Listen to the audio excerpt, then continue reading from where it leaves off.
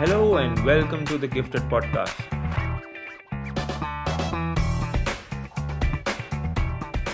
I am your host, Niraj and in the Gifted Podcast, I speak with elite athletes as we try to challenge the misconception that athletes are just some people who are talented or gifted with special abilities at birth. Every week, I am joined by an elite athlete as we try to break down what it truly takes and means to be an athlete. If you're an aspiring athlete or just a casual sports fan, you will definitely enjoy this podcast as I get candid with athletes about their journey, their achievements, moments of heartbreak, and most importantly, moments of hard work and perseverance. In today's episode, I have with me Olympian Brigita Langerholc. Brigita overcame severe asthma as a child and went on to compete in 800 meters at the Sydney Olympics. Brigita came from a small nation of Slovenia and caught everyone's attention in her very first Olympics by finishing 4th and narrowly missing out on a medal. We also talk about how she used techniques like visualization and meditation to not only help her achieve success in her sport, but also to overcome severe post-retirement depression. It was an enlightening conversation for me, and I hope you guys enjoy it too. So, let's get to it.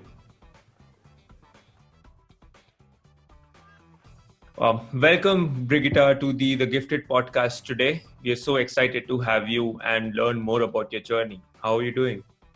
I'm very well. Thank you, Niraj, for the invitation. It's our pleasure. And how is life treating you in Slovenia these days? Well, it's great. It is a couple of challenges, with coronavirus and everything, but we are just in every day. So we're going to go over that crisis also. Yeah. Just how the athletes would treat every challenge that comes their way. Yeah, that's right. So let's start right from the beginning. In our previous call, you'd mentioned to me that you had severe asthma as a kid. How did you overcome first steps towards a successful 18-year-long career?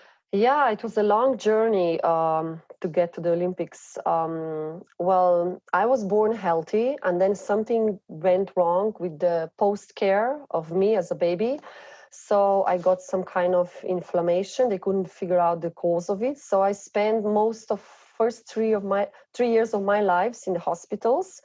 As a consequence of that, I really got a huge asthma and a severe asthma at the age of 7, 8 years old.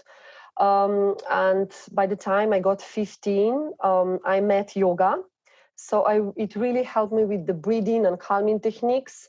And at that time, I started to do sport, even though the doctor said at those times, those were 80s. So they were totally different, what you should do when you have asthma as a kid.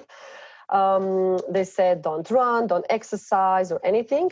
But by the time I was 15, they changed a little bit doctor opinions. And I just got, green light, so you can run now. And I started running and do yoga. That was my beginnings. Yeah. Yeah, in fact, it is usually unheard of, like when, and you did something that, an athlete or a child is not supposed to do when they have severe asthma, is to get into endurance sports. How did you, get into the sport of running 800 meters or any other track and field athletics in the initial years? Yeah, it was at the beginning, it was a lot of my subconscious beliefs, that I still am not able to run more than 60 meters, that my heart will die or whatever, that I will fall down subconsciously if I don't, if I run farther. I had a lot of issues in my physical level, when I started to do cross-country races, that was around 1,000 meters length. And then when I went to United States to study, I started to do 3 miles runs. This was like a marathon for me. I had to overcome all these beliefs I had in my head that I'm not capable, that my asthma will develop even more, but I think while I was doing sport, I was getting less and less asthma attacks. So on the other hand, I saw that the results are improving on my health level.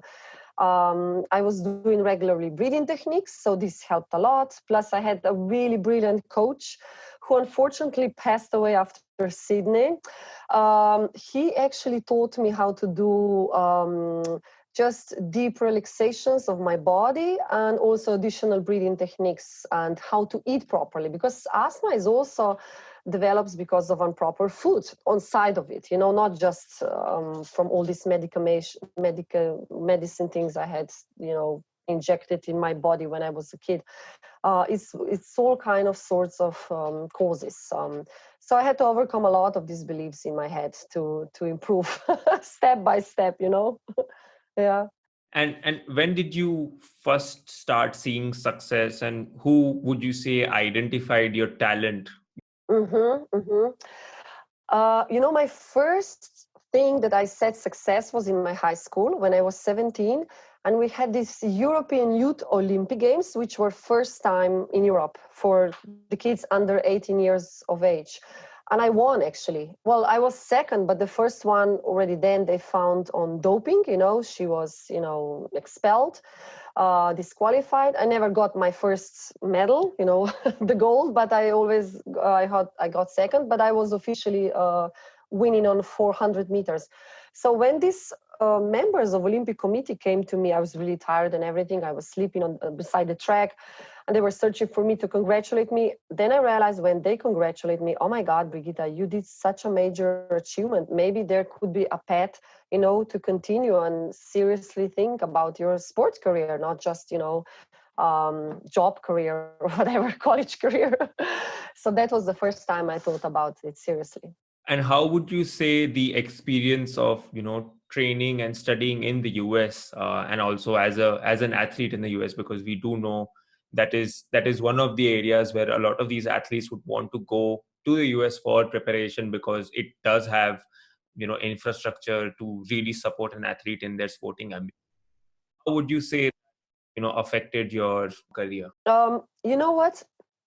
My decision, that was one of my best decisions in my life, that I moved, packed my bags and went to college to United States, even though it was the hardest. I always say this is so many things you need to think about it. Change the coach, change the school infrastructure. But the best, because we as Slovenians come still from a socialistic background, we had really old, at least 20 years ago, we had really old stadiums, wardrobes were really run down. Sometimes you didn't have hot water during the winter. It was terrible to train in these conditions. And for me, when I was 18, that was the only option open that I could still continue the sport. All my team members quit it because of these conditions. They maybe didn't have this, perseverance as I had. I have no idea. They just went to college, to our capital, Ljubljana. And I decided, since I had 3 offers, among them also Harvard University. I mean, I didn't pass the SAT tests because at those times you couldn't practice them, So in that way, you were really disadvantaged. We didn't have internet. We didn't have anything in Slovenia, still in schools. But when I went to United States, I really had to quickly learn, all this software, hardware stuff, it was totally new world for me. I was like a Alice in Wonderland for a year and a half. Luckily, I spoke really well English, so this was my advantage. For example, my teammates were from Poland, also socialistic background, and they didn't, learn English in school, so they had really problems first 2 years. So that's why I improved much faster. Of course, you get new teammates. In United States, in colleges is the best because you have really great support system. If you are falling behind the grades, the teachers help you. You have your own teacher, TA, teaching assistant, who is assigned to you, and he's in charge that you get average grades at least. But I notice European students didn't have problems. We have our schooling system is really tough. So when you get to United States, everything is so easier. Yeah. And what would cultural differences for you as an athlete and as a student as well, going from Slovenia to a very dynamic country, shall we say, the US? What sort of challenges came along your way when you moved? One of them were just personal. It was so funny. Americans always ask, how are you? And sometimes they don't wait and they just walk by you. And I was used to, if you ask somebody, how are you? You stop and you talk with that person. And I was so in shock. A couple of people, my students, colleagues, they just walk by me. I was like, they're so rude, This was one of the cultural things. And then to me it was so weird also because you go to dormitory and you're together only girls. I was like, why only girls? When we went to training camps in Slovenia, we were, girls, boys, didn't matter who you're in the room with. So I thought Yeah. first couple of months they're all lesbians because they stay together. It was so weird stuff because you just come in totally different background. You have no idea what's going on, until somebody explains it to you. Then I noticed a lot of, it's interesting what you don't notice in Slovenia, racial differences. Like I lived in downtown of Los Angeles, where is a lot of Hispanic, inhabitants, and then a lot of also Black community. Sometimes they mix, sometimes they don't. But if you come as a white person, I didn't know these differences at all exist at that time until I come to the United States. To me, everybody's equal. And you go to downtown, Hispanic people look at you like, what are you doing there? This is our neighborhood, and you feel like really frightened. I was like, what is this? I'm not used to that. I'm coming from a small village, So those were all these things and certain classes you had, and you had to research these, class differences and everything. I was in so much shock. I was like, I had no idea this culture has to deal with that. So I learned in 4 years, they grew up in a little bit different environment than I did. So I have to accept that, even though to me they were all funny, artificial made, I call it. Yeah. Mm. All these cultural differences, obviously you come to terms with them over the years, but Mm-hmm. I'm sure in terms of the infrastructure that was available in the US, it does, help the athlete take that next step in terms of their performance. What would you say were, the advantages of getting to train in the US compared to, say, in Slovenia? What is the difference to train in US and in Slovenia? Mm-hmm. Well, a big difference. There, they have the newest stadiums and all the fitness equipment and everything, and they replace it every 5th year, or maybe the latest every 10th year, for millions. The equipment is really worth of millions. Because I went to University of Southern California. This is a private university, and they have all these really influential alumni. I was really lucky, to get to university like that. I mean, Harvard and this, they were top 2 on my list, because you really see what advantage you have as a student when you have such an alumni circle. I remember, besides the training, when I finished my education there, I had like 3 job offers. And when I came to Slovenia, there was none. It was like, you didn't exist, Brigita. That was the biggest difference. And in terms of training, they have college races. The biggest competition is NCAA, National College Championship, where I won once or twice. I think we won once as a team, as a female team, which was the first time in 100 years of history of university. It was a big success. And then they have all these little meets. But the funny thing was for us, because we were so more better advanced athletes. I mean, Polish, from Ukraine, Slovenes, Hungarian. To us was so not good to go to these meets because we felt we don't have a competition. And we really loved the big competition races. So the coach actually left us alone. He was like, you know what, you just decide which meets you want to go. We need a couple of points, or maybe you'll just go for a practice. That's how the system works there, And more points you have as a team, you win at the end of the season, That's how it works. Yeah. So you just get to know the system a little different. Yeah. Mm. And these wins obviously, set you up in a mind space that you are, you can win, and makes for a good preparation leading up to the Olympics.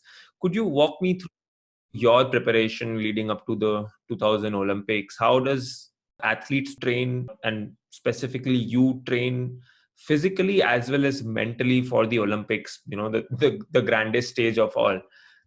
Yeah, it was a big thing. When I was 19, I already aimed first time for Olympics. They were in Atlanta. but I was, I think, 2/10 of a short on 400 qualification standard. And then my coach said, you know what, you're just going to go on 800 meters in track and field because you have a better chance to qualify for Olympics. And I said, okay, let's go with that. And I was still doing relay 4x4. My year before that was like a disaster. I couldn't believe it. I would ever make it in 2000 Olympics. I supposed to win on NCAA in college, the biggest championship for my team. And I somehow got so frustrated because my coach was there. I wanted to prove him that I'm really good, and I ended 8th in the final. It was ridiculous. It was like, what were you doing? If you would be walking, you could be 7th. It was so funny. Well, but that was my, lesson, because I really realized I cannot take any race easily. You never know how the other competitors will be ready that day. So I set a plan in September before the Olympics, so September 1999, that I will do at least twice or 3 times visualization techniques, which I already did them before, but not so regularly. And also I will do all the training and rehabilitation, which is also important, and rest necessary, to take care for my body and my mind on the side, I didn't go to parties much that year, I have to admit, because it was my 3rd year in college. I mean, I party a lot in 1st year, but then I realized the sport is going really seriously. And the best thing was, because I was not alone in the team, we had 3 or 4 more teammates from Puerto Rico, from England, and one from Belgium who also qualified at that year for the Olympics. It was amazing. So we pushed each other, beside the other 20 people who were also very good, but not to go international. They were Americans, so it's much harder to qualify. So I think it helps a lot when you do such a great result, that you have a great team, that you have infrastructure, the best infrastructure that supports you, that you have, if you go to the school, that you have somebody that supports you, that you don't have these problems that you have to argue with professors for certain grades, because this is not your first plan. Olympics is your first plan that year. And everything went smoothly. The school, the training, I didn't get injured or anything that year. Our results from the whole team improved a lot that year. It was amazing. Like, we were breathing only for 2000 Olympics. And the funny thing is, when I came to Europe to qualify, that is 2 months before the Olympics, I couldn't qualify. It was so funny. I was so ready, but I had some kind of mental barrier. I still don't know what happened that year. And I went to at least 5, 6 very good races with good competition, with the rabbit. Rabbit means that somebody leads and, pushes the race, and you get much better at the end. And I couldn't qualify. So me and my coach decided, okay, let's go to Gateshead. That was the last race in England. And I said, after that, I just booked some tickets to go to the coast with my mom. If I don't qualify, I just go to vacation. Well, I can't help, Olympics are not there for me yet. And on that race, it was so funny. It was raining, like the worst condition possible. And I was like, okay, here goes away my Olympics. I was thinking before the start. But something happened. I still don't know until today, Niraj, what happened. I was running like crazy after the rabbit. And when I see the split on 400 meters, I was like, oh my God, we are running so fast. That's great for qualified, And I was just going up to 600 meters. And then the last 200 meters where I was always, losing the races. This was my weakest point. I was still keeping up behind the rabbit. And I finished, I think, 4th. It was really huge competition there. And I was 4th. I was like, are you kidding me? And I didn't even check the times. I just walk off the track and I was like, okay, it was a great race. I survived. We go to vacation. And then one girl runs to me. She was like, hey, Brigita, didn't you say you want to qualify? What is your country qualifying time for 800 meters? And I was like, oh, I think around 2 minutes and 50 seconds, 2.005. She was like, oh, you run just under 2 minutes. And I was like, what? Are you kidding me? And I was like, yes, I got him. So that was just 2 weeks before the whole team, Slovenian team from all different sports, left to Sydney. It was so funny. I was catching last train, we say, But the other funny thing happened while we arrived to Australia. We were on a training camp on Brisbane for 2 weeks before the Olympics started, to get jet set, gone, and to accumulate it to the conditions. It's different air, temperature is higher because seasons are different in Australia than here or in India.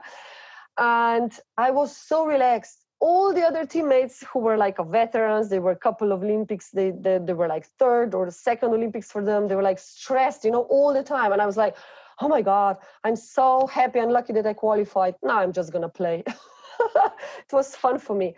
And I still kept visualization. I didn't quit. That was the biggest tool when I look back.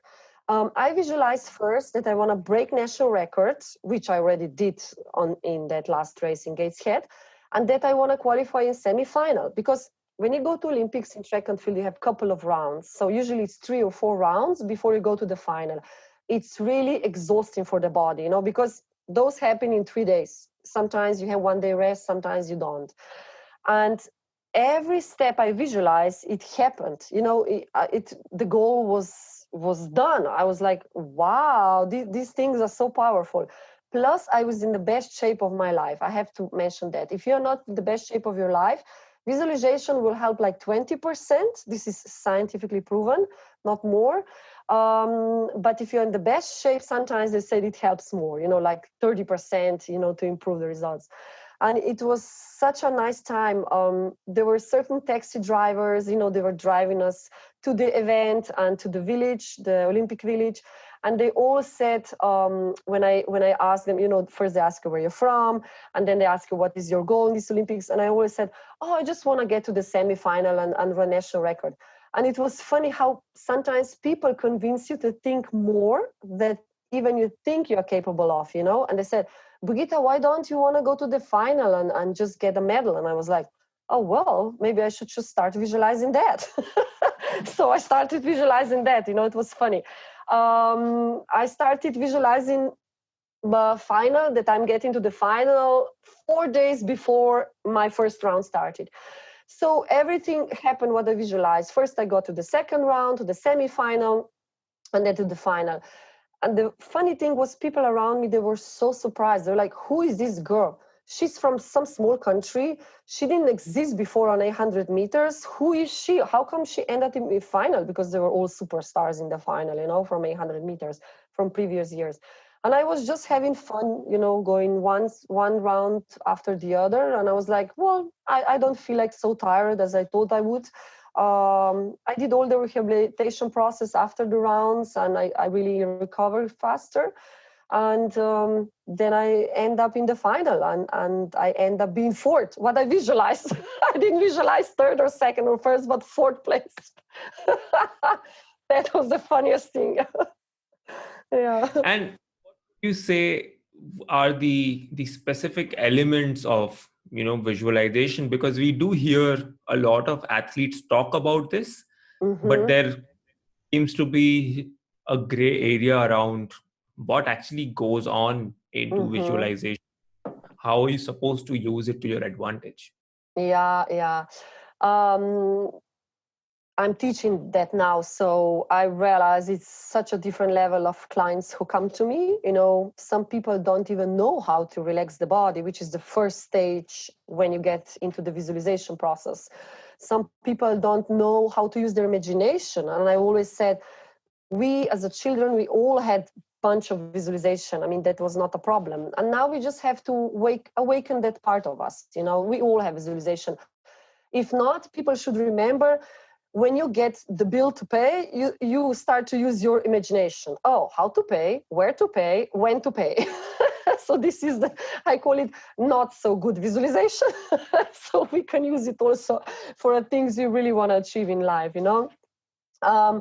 This is called, all this process of visualization and categories is called like a mind-altered states, what I learned later, Because you alter your state, first you need to get to learn how the brain works, and then what is the brain frequency that you can start to visualize in. Because you cannot just sit right now and start visualizing and you are stressed.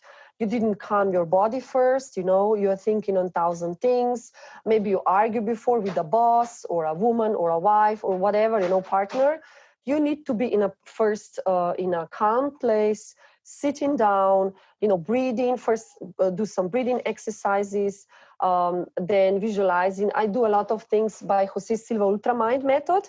When you get the numbers, you count the numbers like 333, 222, 111. And with those numbers, you get to learn how to relax your body.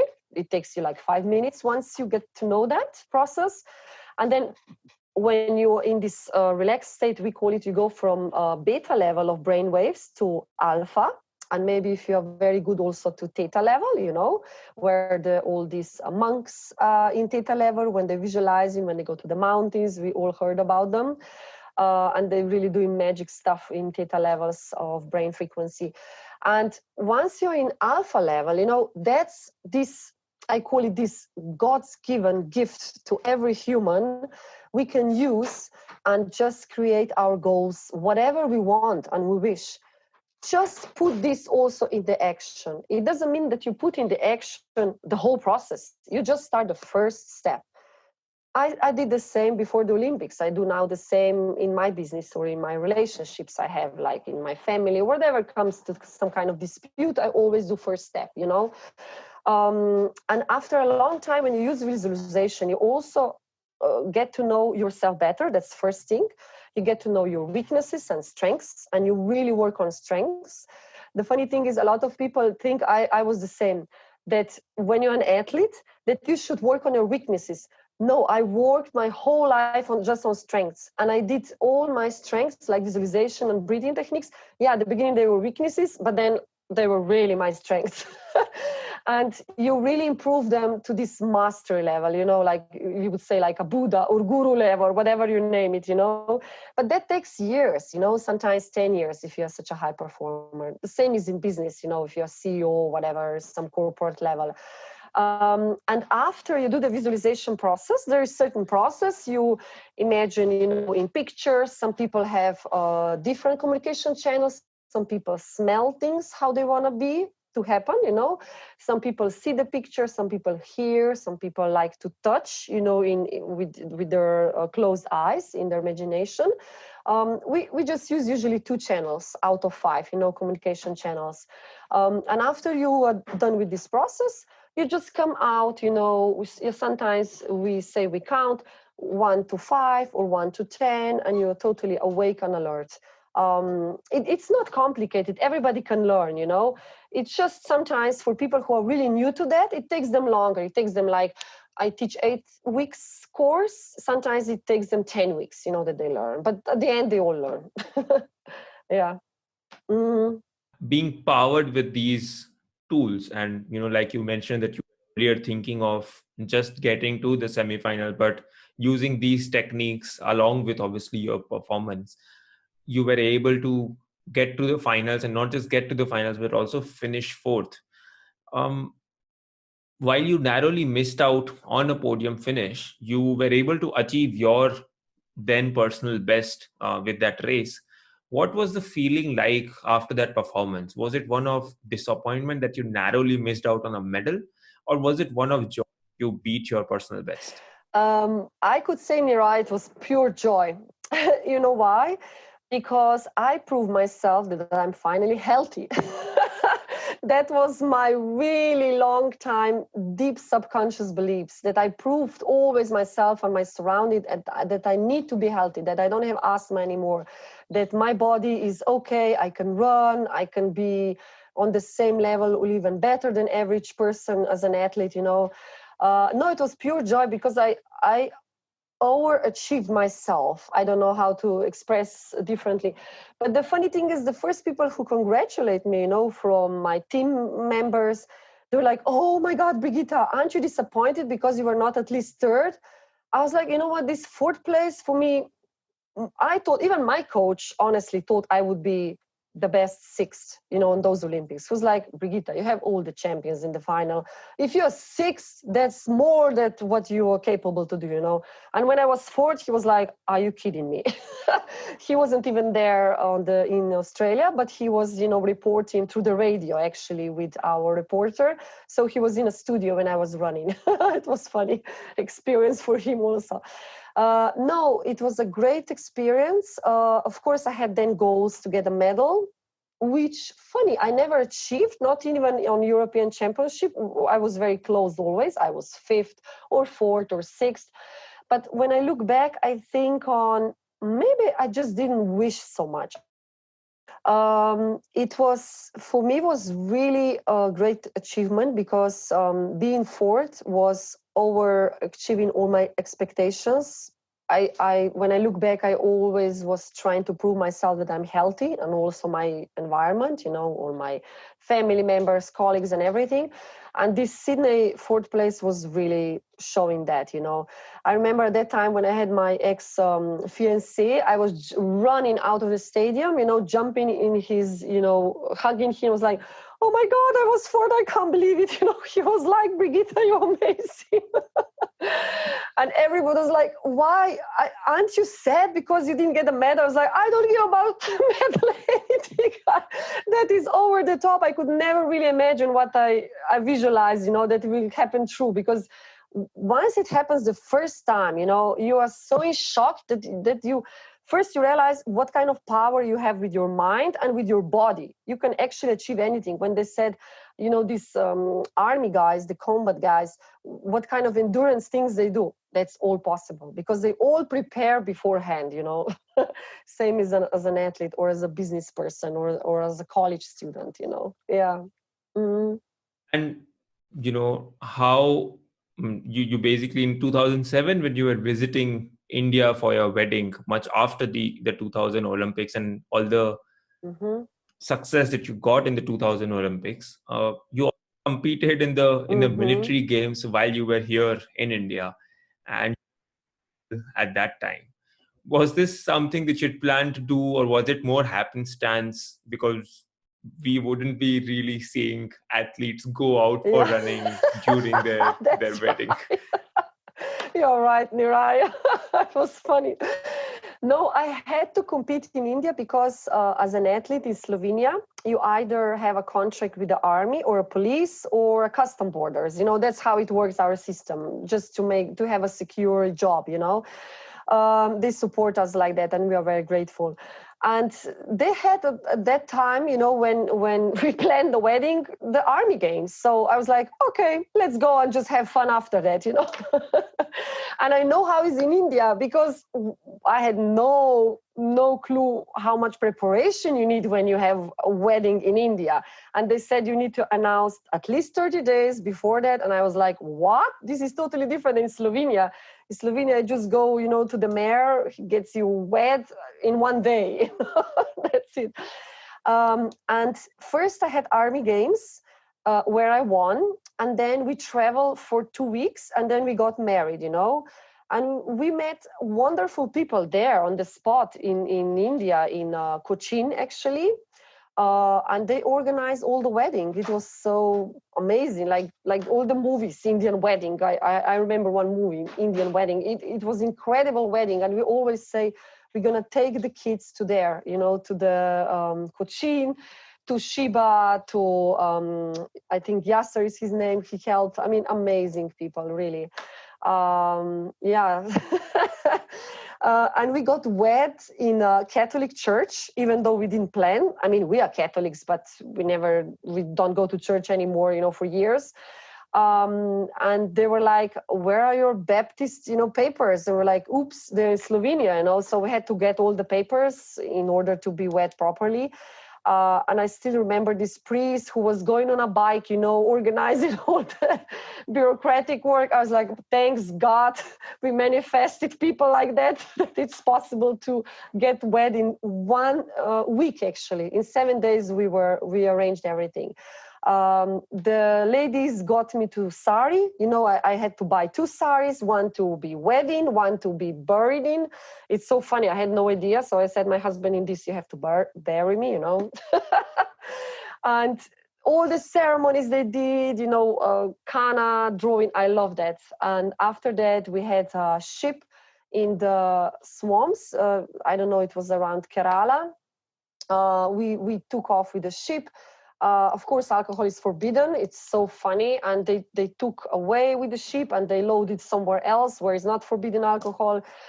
The guys got drunk. Everybody danced. It was the best party ever. Really. Might be reaching out to you to know the tricks of planning the big Indian wedding in just 2 weeks, because that's usually unheard of in India. Unheard of. So it takes what, a year probably, huh? Or even more, right? Absolutely. Wow. Amazing. Yeah. Plus, to me, it was funny, the Indian ladies who really like to do hair, they said, Brigita, what kind of hair is that? We can't do anything with them, I was like, I'm sorry, I don't have beautiful hair like you guys have, an old tick. Yeah, all these customs. I love it. I love to meet new customs and cultures because I learn so much from from you guys also. Yeah. And you mentioned that, right after the wedding and 2 back-to-back pregnancies forced you into early retirement. Mm-hmm. Did this sudden retirement have on you? And were there any post-retirement blues, if you can call them, after, you Yeah. decide to hang your boots? Yeah, it was actually quite tough period after that when I retired, which I thought I'm going through only by myself. But later when I talk, a lot of athletes have the same problems, because you have to change one identity as a superstar, as an athlete, super achiever, into a normal person who lives in a suburb, have a house, a cat, whatever, kids, and that's it, these typical things before you get over them, so I got into depression like really fast. It was amazing to me. I had no idea that I'm in depression for 6 months. And when I got this diagnosed by my doctor, she was like, well, I think you should go to the institution, the mental institution we call in Slovenia. And I was like, oh, well, I'm breastfeeding. I don't want to go. And I refused the pills also. And I said, well, I will try to cure myself, through the hypnosis, through therapies, bioenergy work, which I had a lot of therapists also for my sport career. They work on me before. And it helped a lot. I got cured in a year and a half, after my diagnosis. And meanwhile, what I realized, once this thing happens, depression and all the consequences with it, you realize you don't want to be the personality as you used to be, and you want to change. You don't know what you will become, but you want to change on a really different level as you were before. Like you turn the paper, like this, and then you're like that suddenly, and this takes years. I think it took me 10 years that I become what I wanted after in the middle of depression, because you're very competitive, and in depression you realize you cannot live so competitive in nowadays world in normal life. I totally understand war veterans. What are they going through when they come from a war zone? They cannot adjust at all. So they're just waiting that they go back to the war because that's for them normal lifestyle. For us it's drama, but for them it's... So this is what you go through as an athlete. A lot of athletes have depression. We heard from, was this guy from Manchester? No, he was from Bayern, I think, who made a suicide, I think, 2 years ago. Really famous guy, a goalman. You probably heard of, from Bayern. No, you never heard of? Okay. I just read a story about him. I have my friend who is working with the soccer players. Amazing guy. He was very famous. They even were, I think, third on the World Championship, Germany, if I remember. And they were just going, he was going quietly through he was depressed, really chronically depressed for 2-3 years. And then one day he just jumped under the train. It was such a sad story. And people don't talk a lot about that. That's why things like this happen. They open just to family members. They don't open to the public, because public needs to know that you deal also with the issue as a normal person. You have feelings. You're not a machine, even if you look like that you are sometimes, and you need to let it go, all the expectations of the fans. And this is a process, really. I learned a lot from that. My disease. I love it. It was my savior of my life, I say. Yeah. Because, like you mentioned, it is that zone of, being competitive and having that adrenaline that a lot of the Olympians and the athletes would be missing, because Mm. that state in normal life, like you'd say. Yeah, that's right. Yeah. The adrenaline, it's funny from the physical level. When I asked one of my doctors, team doctors, after 2 years after my sport career, we met, and he said, this adrenaline and cortisol hormone is always up. It goes on for at least 2 years after the sport career. I was like, so long, I can't believe it. Before it diminishes. And plus, I had 2 childbirths, which is another stress for the body. So I was constantly up and down. My hormones were all crazy and wild, which I didn't know at that time. Before I fixed them, also with the natural remedies. It took me like 3 years. I went to Ayurveda medicine. I mean, to me, is the best till nowadays, which comes from your country. Thanks God for all the ancestors who created that. It helped me a lot with this. I'm still going to my therapist once a year just to check that everything is okay. To Ayurveda therapist. Yeah, it's going on. You learn a lot. What you don't know before. And I admire every athlete who finish career, and they're really rare who finish without consequences. Now, really rare, maybe just 10% of them. All the others have issues, really big issues. Yeah. I created actually online Olympic yoga program just before the Corona in March this year. I planned for 3 years before that, but somehow I was afraid of all this, digital stuff. But then somehow I found the help, and we did everything in 2 weeks. It was amazing. I realized actually in my program, people who are athletes and also very ordinary people, who just have normal daily jobs at the desk, I call it, But we go really basic stuff through. We go pranayama breathings, which you can, imply to all areas of lifestyle. Either you're a super achiever, if you are not. Then we do asanas for certain organs. If some of them has certain problem, we do healing techniques, which I also go from Jose Silva Ultramind method. I combine all this knowledge I learned in the last 20 years from my therapists around the world, which I hired, to get the knowledge to cure myself in my sport career. Or last 10 years when I went to this path of individual entrepreneur, yeah, yoga is great. I mean, it's like a system that helps you really to get grounded, to take care for your flexibility, for your biochemical areas of your body. It decreases your immune system, it boosts your immune system. It just makes me more happier also, not just me, but also the clients. I mean, everybody who teaches and does yoga is always like happy. I mean, you just can't be pissed off, It's amazing. And the funny thing is, once you start yoga, a lot of clients come to me and said, oh my God, Brigita, I'm so, tight in the sport. I can't do even yoga. I'm like, yes, at that time you have to do yoga because you always have to prolong the muscles also. You can't just do multiple the same tasks, like track and field is, for example, or like basketball is or whatever. They're always the same muscles you use. You need to do other, sport kind of activities. I knew a swimmer who used to do ballet, he said, it's great. It makes me, airy because you have to jump. And in the water also you have to, do things like to feel better in this element. So, super achievers find also yoga. I noticed that. And also normal people because they need to calm down in this stress level. That's the thing. And what would you say are your aspirations or future goals with Olympic yoga training or any other Mhm. tools that you have in trying to help the athletes at this time? Yeah. My goal is that I give people what I was given from my teachers, and at that time wasn't popular at all as it is now.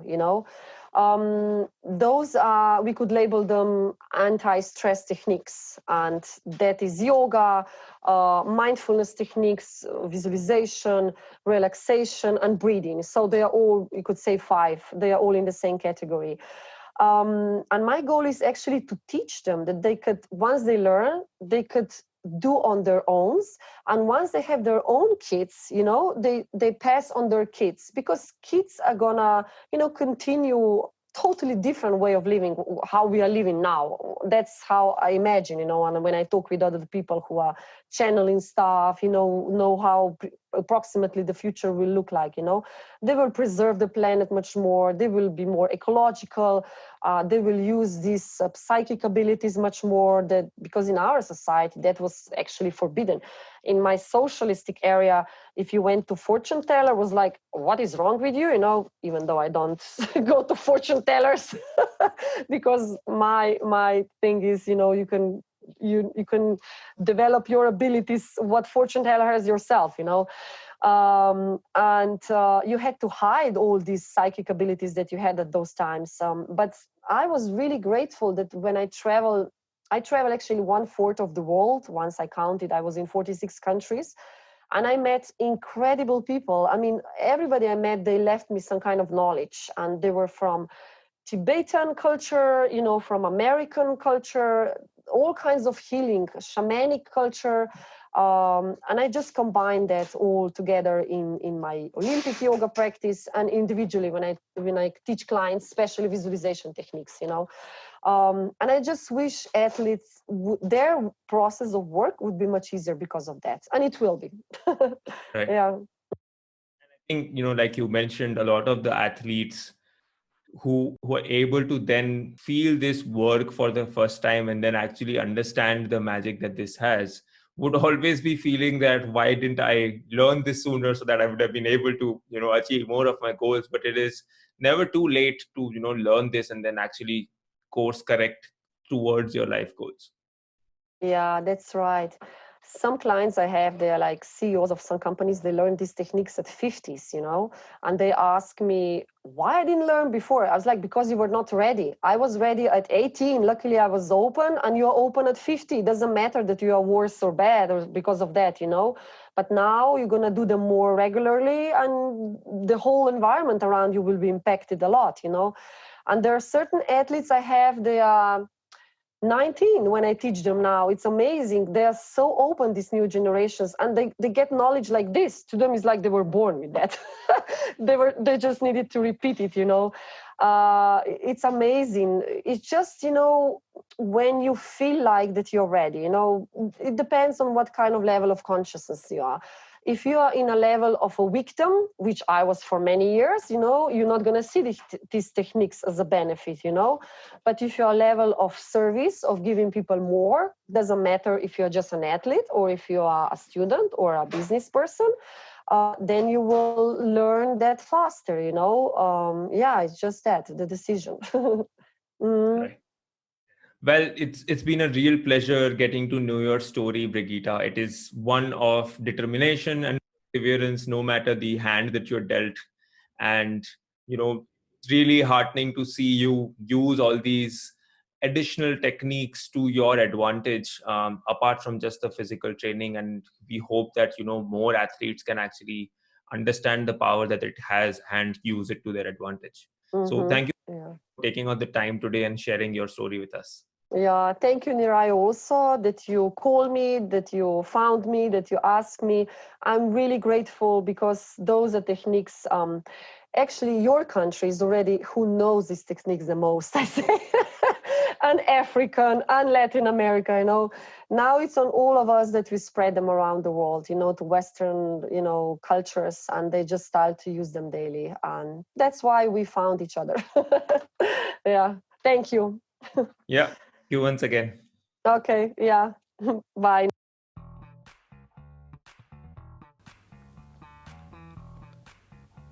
Our achievements and performances are only limited by our imagination, as was evident in Brigita's case. Sydney being her first ever Olympics, she thought getting to the final was a lofty enough ambition. And she visualized finishing fourth in the finals. And that's what happened. What would have happened if she visualized finishing third or first? We can only wonder. But it goes to show how effective and powerful the techniques of visualization and meditation are, and why more and more athletes are starting to rely on them. Brigita, since retiring, has turned into a generous educator, teaching all the techniques of yoga, visualization, and meditation. You can find more about it on our website listed in the show notes. That's it for this episode, folks.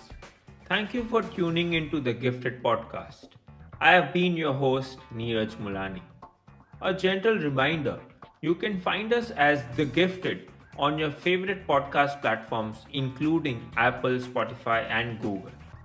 Keep following us on Instagram, Facebook, and YouTube as The Gifted Podcast and on Twitter as The Gifted Pod so you don't miss out on any upcoming episodes. Thank you once again for listening, and I'll see you next week with another special episode. Until then, stay well and keep your masks on.